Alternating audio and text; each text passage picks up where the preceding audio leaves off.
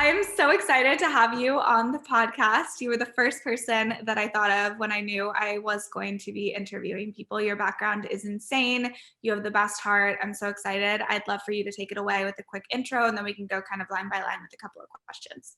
Yeah, absolutely. I'm so honored that you chose me, honestly, Kira, and that you thought of me to be the first person to be a part of your podcast. It really means the world to me. So thank you so much for having me. But my name's Namita. I'm originally from the Bay Area, grew up here, and I've kind of straddled my entire career. I've gone to New York, to LA, to San Francisco, back to LA, and I've gone back and forth. But throughout all of it, the continuity has been really, I've had this passion for fashion, for technology, for direct to consumer brands. And it's been great because I've gotten a chance to do a bunch of different roles. And I think coming out of all of it, I probably specialize the most within marketing and within partnerships. And now, as a side hustle, I am trying to build my own fashion brand. So, Which yeah. amazing. And I'm so excited to hear a little bit more about kind of how your previous work experience is leading into that brand and also how they're kind of dovetailing with you now being at Pinterest. But I think just to kick things off, obviously you've been in business development and Nasty Gal, fashion and luxury client solutions at Facebook, and now you're at brand partnerships at Pinterest. You have a pretty insane resume, which I'm sure that you know. But what I see in terms of like a commonality between those experiences is that they sit at that intersection of fashion and technology. Is that something that you planned? Was it premeditated, or did things just kind of unfold that way? Yeah, that's a really great question. I would say things honestly kind of just like unfolded that way. Like it just was what it was. And I feel like when even down to the point where when I was applying for colleges, I applied to most colleges undeclared. And I always thought that like, how can one start their career and immediately know what it is that they want to do? Like I've truly never known. And I think it's something that is constantly evolving. So yeah, I think you just kind of have to roll with the punches and go with it. So when I had a couple internships actually at UCLA, and one of them was at Disney and then one of them was at Gap. I was the one representative from UCLA who was chosen. I'd gone to this career fair and they picked me for whatever reason out of however many applicants. And so I had this internship and I really liked the fashion industry. I was like, I think coming out of this from graduation, I want to pursue this in a certain type of way. And I wasn't sure exactly which type of role. I just knew that fashion was what I wanted to pursue.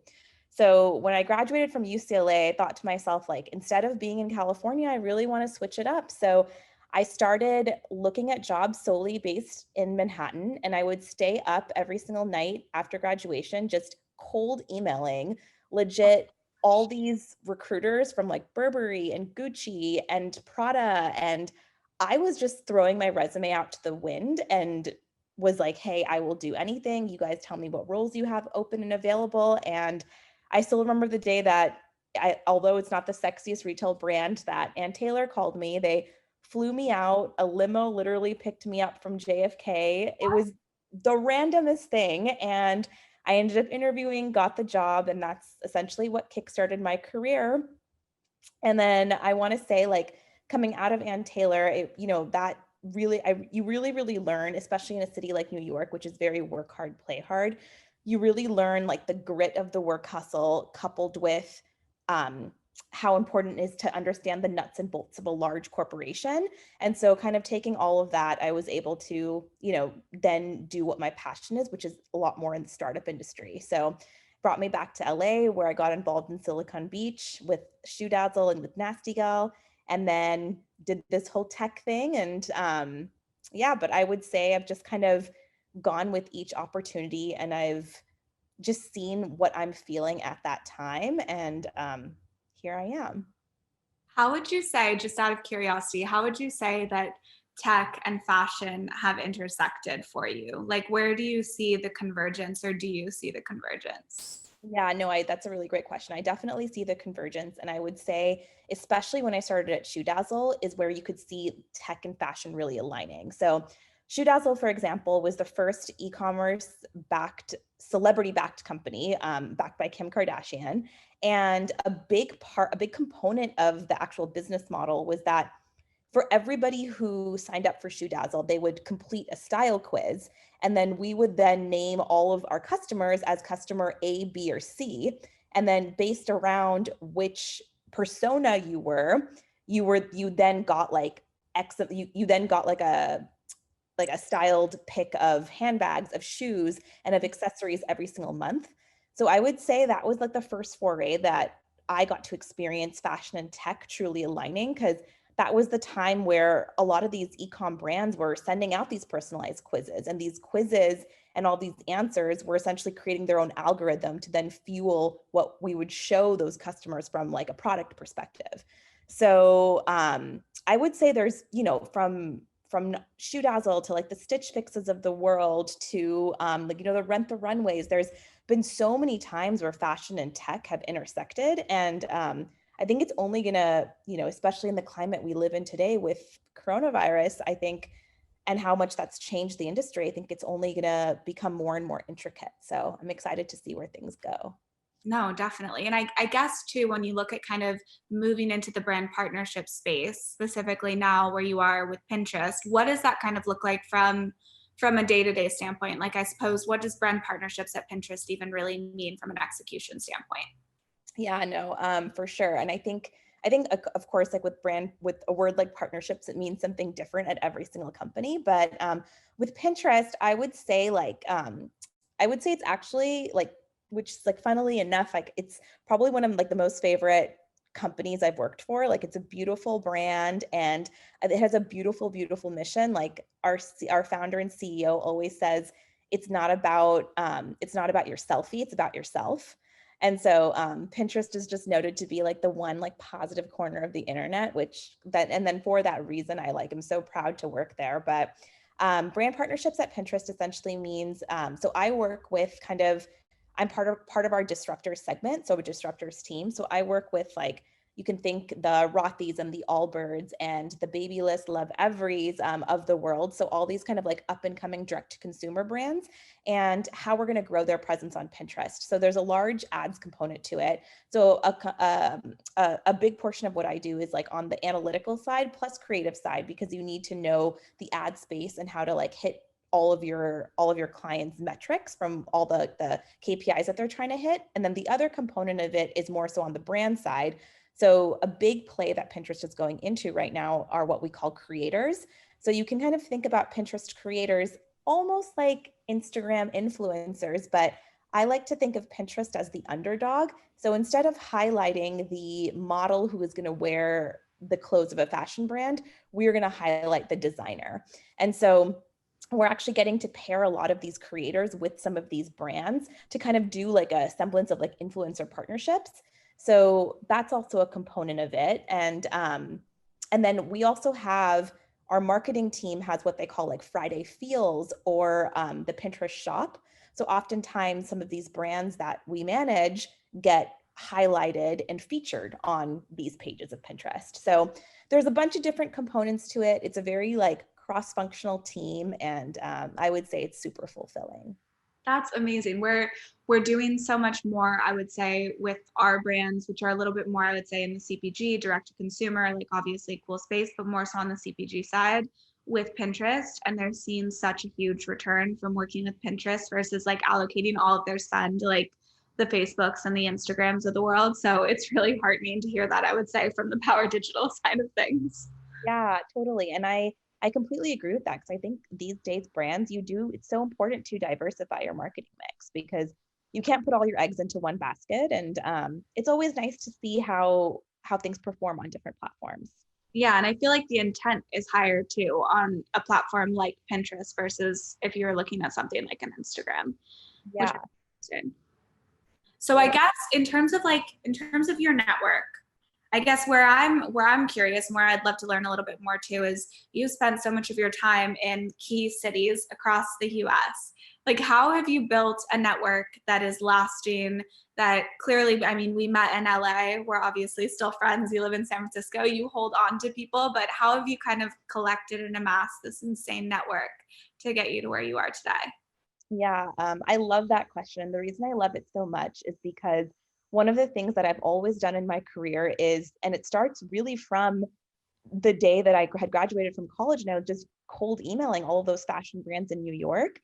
But I think that that is one of like the most important things. That's the one thing I always tell anyone that I mentor is reach out to people, cold email them and express your interest, express your passions, write them a thoughtful note, tell them what it is that you're looking for, ask them to grab a coffee. Don't be shy, don't be scared. And that's honestly how I built my network. Like it was a balance of cold emailing, also just through friends of friends getting introduced. And also I think when you come to the realization that kindness is so important in the working world, it's like a mix of kindness and like truly treating people the way that you want to be treated. And I think that you'll realize that your network sticks with you because people remember you, they remember your level of empathy, they remember the work that you've done, and they remember how good of a person you are. And I think it's funny because as I'm getting more and more senior in my career,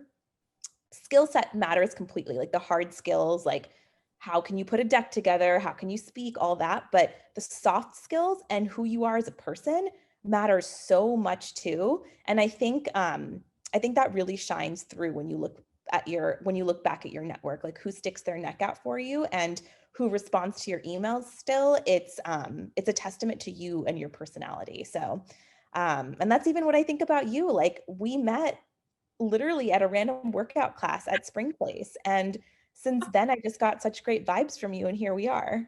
I know, I don't know. That's how I felt as well. It was just I think that's something that you've done that feels really unique and why I know you're such a genuine person. There's no ego and you keep climbing the ranks. You've worked at insane companies. You're going to work at more insane companies. You're building your own brand. You're like climbing the ladder and being the boss of all, but at the same time, you're not one to say, oh, I'm not willing to get my hands dirty, or I'm not willing to invest in this relationship and maintain that relationship. Like you're the best at maintaining relationships too, which I think is so rare, especially in this space, truthfully. Totally. And I think what you just said is so important, the idea of losing your ego and not being afraid to get your hands dirty. Because if you think about it, if you're going to start something from the ground up, you're going to need to do things that you may quote unquote think you're above, but really you always want to walk, I think, into situations when it comes to professionalism, like you are not better than any one job function. And I think if one can grasp that concept, it'll just it'll do wonders for you as a professional. It just totally opens up your universe, which is Yeah. insane. Yeah. Uh, so in terms of network, how does that kind of translate to the way that you draw inspiration? Both I say from a Pinterest standpoint and building that kind of portion of your career, but also as you're looking to build a brand, where are you kind of like drawing inspiration from? How does your environment influence you? Does that change as you kind of move around the Yeah. US? What have you experienced? I actually love this question because and the reason I love it so much is because I think I'm a big proponent in moving around. I think when you move around cities, you experience new things, you gain perspective, you understand more cultures. I think it's so important and so key to building one's character just as a human. And so I love this question because um I think each city that I've lived in has its own vibe, has its own culture. And as I think about drawing inspiration, I always think with a place like New York, it's that city to me is just so electric. Like there's Yes. something for everyone there. It is like there's like the streetwear vibe, there's a chic vibe, there is like the nerdy vibe. There's literally you can do anything and be anyone, and it's just so much fun. And so I think with New York, I just try to stay like all the inspiration I draw from that is that of like very a strong open-mindedness and just a lot of grit. Like I would say like with New York comes grit. Like you need like life is naturally a little bit harder out there. And I think I remember the emotions of like the day to day, even like slushing around in the snow, walking to work, like just all of those emotions is kind of what I draw.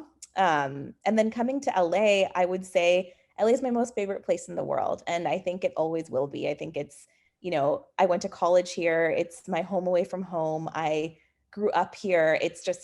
There's so many feels and vibes that I get from LA. And I truly think and I think it's only going to get better. I think with COVID, it probably made the city realize that it's not invincible. And so I think it added this extra layer of needing that grit that New York has.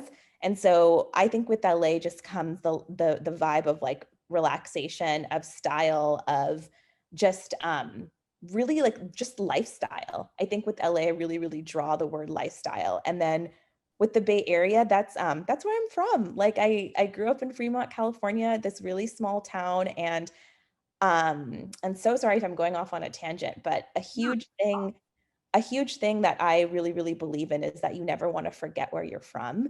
And I think that really sticks with me because, you know, I see so many people who they started from nothing, they became something. Maybe they lose that level of humility, but I really hope that I kind of always have that because my parents, my family, they're everything to me. And so I think with growing up in the Bay Area, that is how I stay grounded. Like the Bay is a simple place. There's not really a vibe out here. I don't know if you guys have been to San Francisco, but Well, there, nerdy, yeah, it's nerdy. that stuff, but yeah. There's not that nightlife scene. There's not the fashion scene, but it's super kind people, really like down to earth, incredibly bright, and that's how I stay grounded. So Yeah, and I would say too, like so much of your career and where you're headed with this brand that I'm so excited to talk more about is a little bit more in like it's innovation. And I think that yes, moving around is like keeping you on your toes, but I also feel like SF brings like it might not be as electric as New York in a day-to-day sense, but from an innovation standpoint, I feel as though it keeps you on your toes. totally, totally. And I always also think like competition's good. Like competition, to your point, keeps you on your toes. And San Francisco is full of that. Like there's one role open at Pinterest and you've got like God knows how many applicants and it's a grind. So there's so many ways you have to find to kind of stand apart from the rest. What did it, this is totally an aside, but what did it feel like applying for a position like that? So many of the roles that you've had as you built your career have been highly coveted roles. What does it feel like to be going for something that is so competitive? Oh my God. So I also love this question so much because it's one of those things where you don't even realize what it is that you're applying to and you just sit there and you apply. Like I actually remember when I had gotten the job at Facebook, I so I got the job, and a huge thing at Facebook and a huge thing in general that I think is very, very common in today's world is the idea of imposter syndrome. So, you know, you don't even realize the position you're in. You don't even realize like all the great work that you can do. And you second guess yourself, you doubt yourself, and then, but yet you're in this position of power. So it's this ever conflicting, like, but like a scenario that you're in. And I remember with Facebook at the beginning of the job, I had hardcore imposter syndrome because I looked around and everyone was so smart. And I was also on our luxury retail team. And so working directly with executives at Sephora, at Tiffany and Co, at Benefit Cosmetics, like these were people who were very ritzy, and it kind of just threw me for a loop. And I remember the girl that I had mainly worked with, she was like, you know, you were the one person that the head of our department called out and said, this is the girl who's going to make it. She's the one who's going to do big things. And I was just shocked. Like it didn't, and still to this day, I'm like, I wonder, like, I don't know what I said in that interview or what had happened, but it's amazing. It's a really, really great feeling to like look back on all of your accomplishments and see all the things that you've done. And life is so long that even if I tell people this too, even if it's like you're in your mid 30s and you feel you haven't done enough, life's barely started. So That's true. And I think that's the hardest part as well is while you're climbing to remember to look down and see all the things that you've accomplished up until that point and that you've earned where you are. I struggle with imposter syndrome daily. And I don't know if it'll ever go away. I mean, I don't know, especially in building a brand, I'm sure that that's something that you think of as well. Like what brought you to this point where you are allowed to like birth a brand into this world? It feels it feels so momentous. Totally, and, like, why you? Like, why you over the next person? Like, what's Yeah, something like, so I'm with you, imposter syndrome is real. amazing. Well, I guess when you're talking about imposter syndrome too, and you're talking about what's kind of like built you from an inspiration standpoint or influenced your career, what about the people that have kind of like helped along the way? When you look at like your board of directors, as I like to call them, the people that you turn to when you have to make professional decisions, or your mentors, obviously you're also a mentor now to probably so many young women as well, but who would you say comprises of that board of directors, and how do you work with them? Yeah, that's such a good question. Well, the first board of director or person that I always think of first is so cheesy, but it's my mom. She again is like truly my everything. And it's been so interesting to see her even develop as like a South Asian female who grew up in India and who then became a US citizen. It's been so amazing to see how progressive she's gotten. So with each passing day, she, just gives me all the encouragement that I need. And like all of her, it's so true when people say like the way that you grew up and all of the experiences that you had, like as a child, really shape who you are like later on as a person. And she just always gave me so much encouragement and never let me for a day think that I couldn't accomplish what I set my heart out to do. So she's a huge, huge, huge, like probably the president of my board of directors.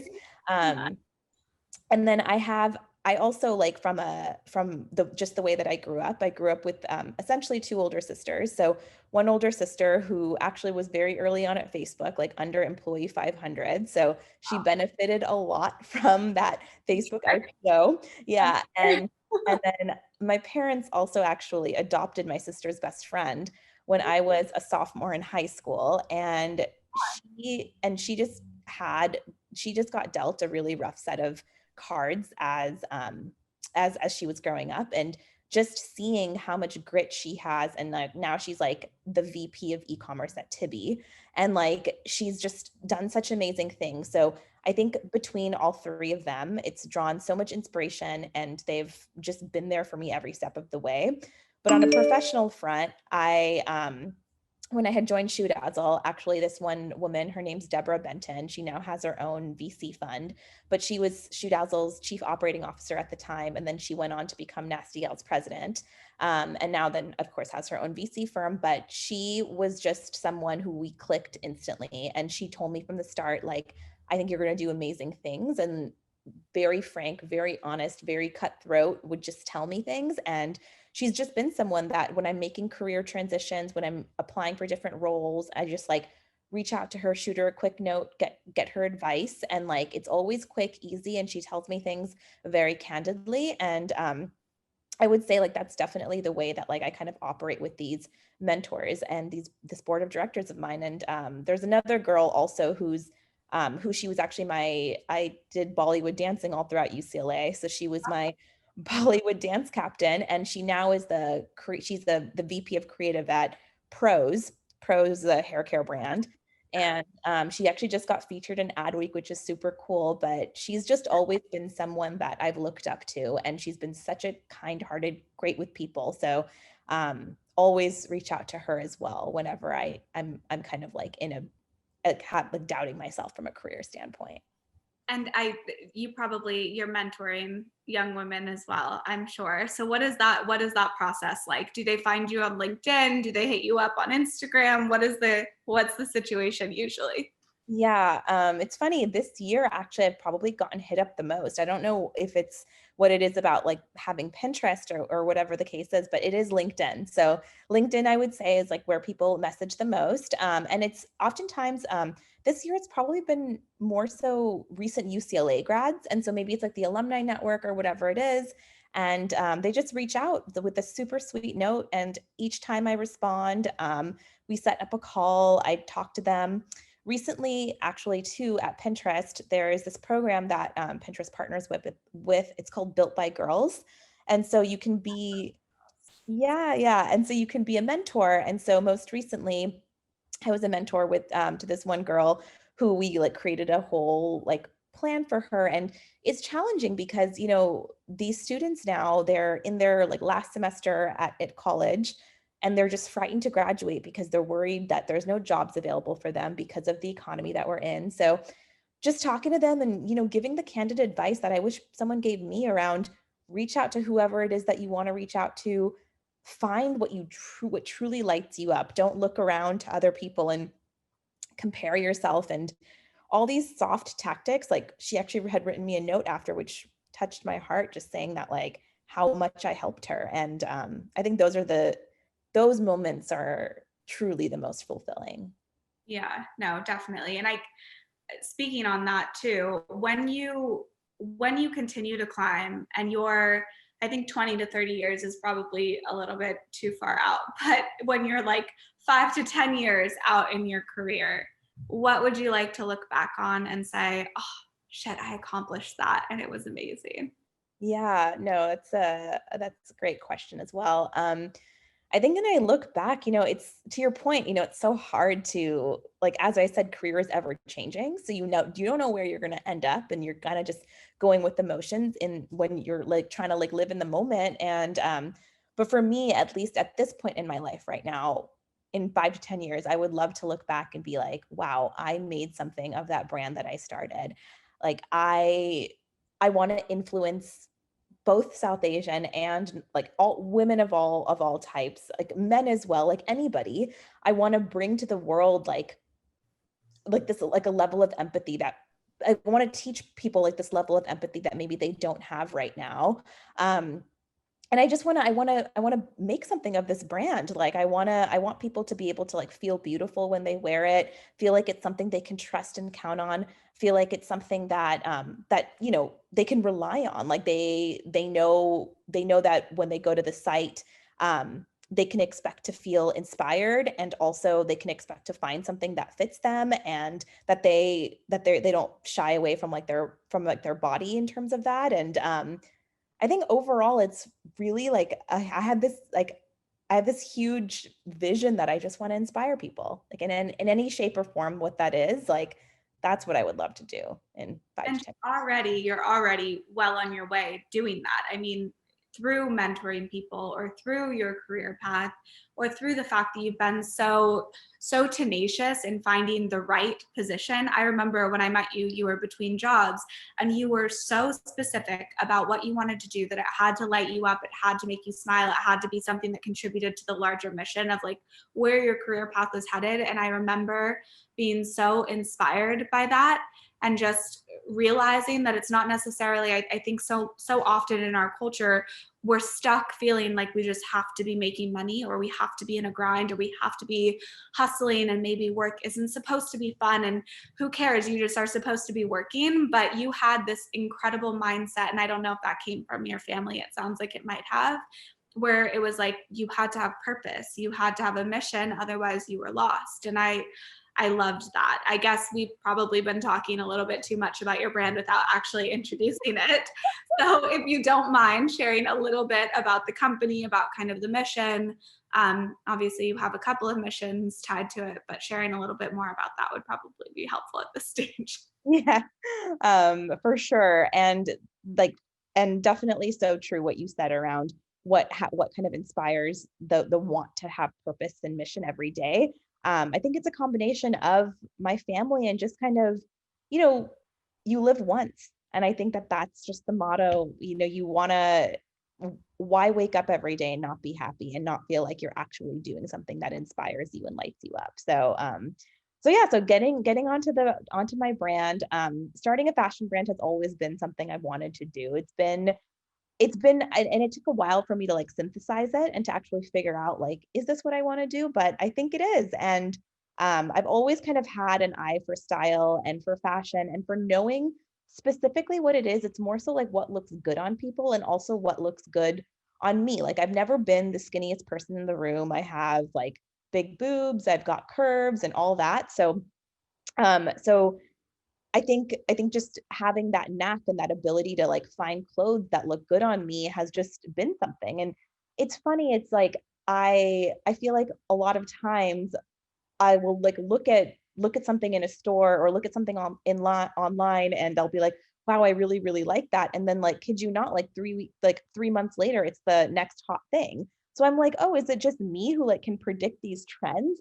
I don't know. It's just, it's funny. So I've always wanted to essentially create a fashion brand, and this one, the name of it is called Humble Co.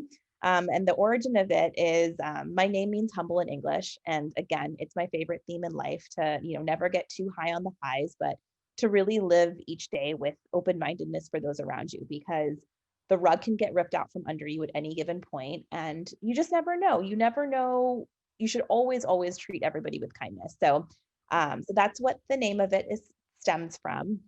And the whole purpose behind it is I want there to be a mental health component to it too. So I think it's so important to kind of like be talking about mental health.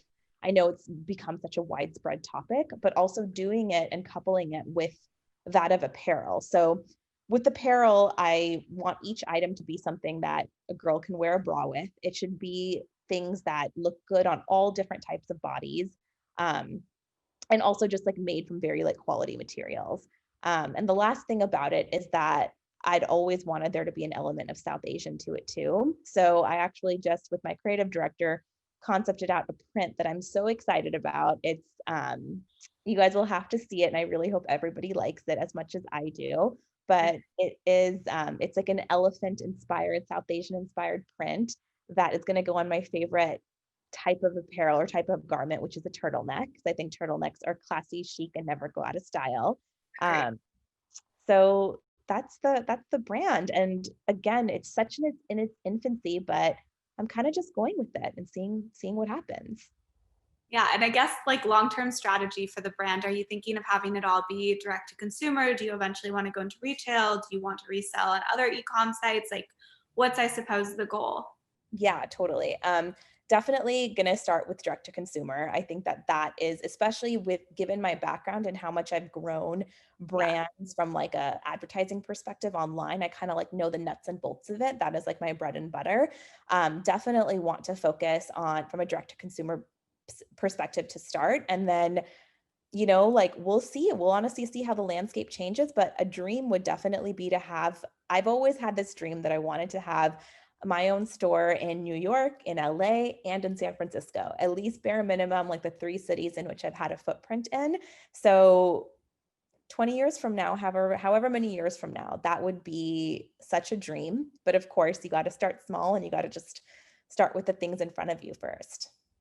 Yeah, and COVID is making that very difficult at the moment. Yeah. So that as well, there are outside forces as well that are kind of like dictating that. So that's hard.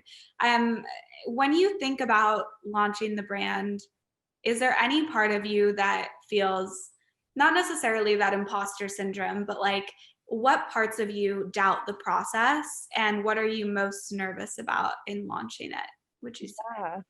Um, I think there's nerves with like every step of the way. Like currently my Instagram handle only has under 30 followers, and still each time I post something, I get kind of nervous about it because it's like still putting something out into the world that you want people to like, and you also want it to resemble you and what you stand for. So I would say like the thing that makes me the most nervous is, are people going to like it? Is it going to be something unique enough that people choose my product over other products that are out there? And I think lastly, it's like technically everything in this world has kind of been done. Like it's been made. And so, and at the end of the day, it's like another apparel brand. So it's just about making yourself like standing apart from other brands and really being, I think, like open, authentic, and unique. And I think right now, and I know that this is also something that people have been talking about a ton, but I think what people are looking for right now in brands is they're looking for like an emotional brand or a way to connect with someone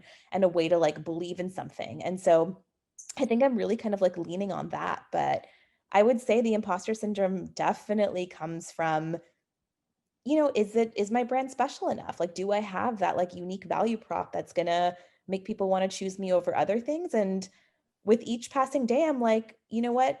At the end of the day, there's only one you in this world. And so whatever it is that you are making, it's unique to you. So just keep going with it and see where you land.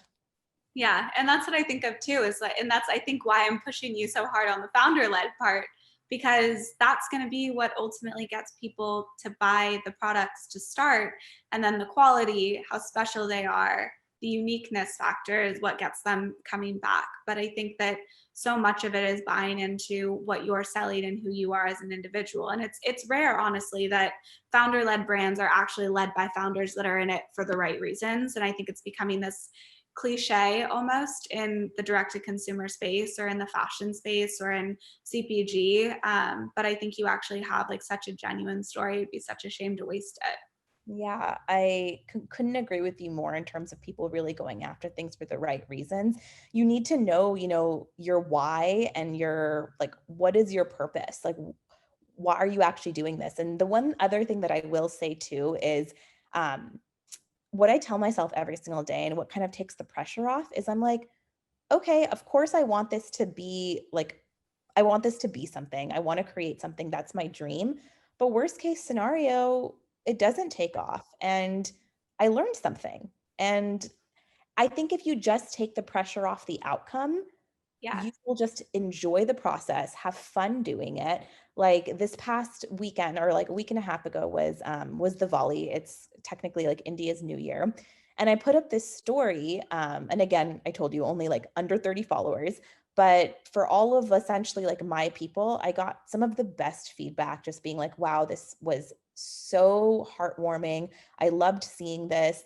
It feels so genuine. Like I can feel your heart when you say these words. And that's what I want. Like I want people to feel the emotion and just like feel like I understand them. I think relatability is such an understated thing in general that that's really what I want to get to. So this is a harder question, I suppose. When you're in like you've been in social, you've been in tech, obviously you probably understand the pressure of that because you understand the power of it. But when you're looking at scaling something like that, scaling emotion, scaling like understandability for lack of a better term, how do you reach as the brand grows, how do you maintain, and this is something that you might not even have an answer to, I certainly don't, but how do you maintain that level of like empathy and care and like for all consumers as you grow beyond 30 consumers or 3,000 or 30,000 or 300,000? Yeah, and I think that's going to be the hardest part, It's how do you keep scaling and how do you stay core to who it is that you are? And as cheesy as this again sounds, I think one thing I would even tell like young like people who are just starting their careers or whatever it is, it's like figure out what your values are and always come back to that. And I think if that's something I can remind myself as the brand grows or as it gains traction, like what are my values and come back to that, I will always sort of like abide by what it is that I'm trying to like put out there in the world. And one thing that I have realized even in within COVID and with starting this brand is that I love writing and I think my writing is powerful, it's relatable, it's strong. And I think if I can figure out the right words and the right way to frame things up and say it, I hope it resonates with people. And so it's going to be a challenge, but I'm definitely up for it. No, I love it. And I think it's incredible that you're doing both. I think that you're getting the best of both worlds in a sense, and you get to do everything that you love all under two roofs. Yeah. Well, gosh, I am so glad that we were able to do this. Where I get pimp yourself out. Where can people find you? Where can people follow you? Where can people learn more and look out for the brand? Yeah, absolutely. So the handle is at humble.co. So that's where you can find me on Instagram. And that's kind of like the only that and my website is humbleco.us. And those are the only two sort of like forms of online that I've created thus far. But definitely find me there and always shoot me a note. Even my personal email address is my first name, Namita. So it's NAMITA 615 at gmail.com. So definitely always available. Feel free to find me, and I look forward to hearing from you all. Amazing. Thank you so much, Namita. I really appreciate you taking the time. I'm going to stop recording.